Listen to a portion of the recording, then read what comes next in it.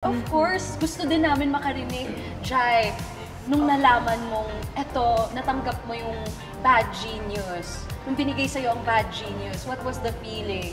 Sobrang grateful, syempre, and happy kasi pinanood ko yung Bad Genius na movie and sobrang maganda talaga siya. So doing something like this, parang gives me a different path dun sa mga nagawa ko na mga love teams, mga drama. So something na mayroon yung mas malalim yung character. So very happy and I was really excited to do it. So ito na tayo.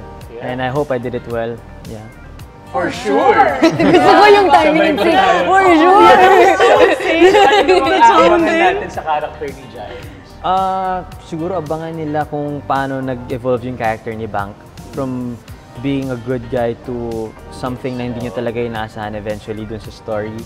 And yeah, siguro kung paano lang yung love din niya for her mom.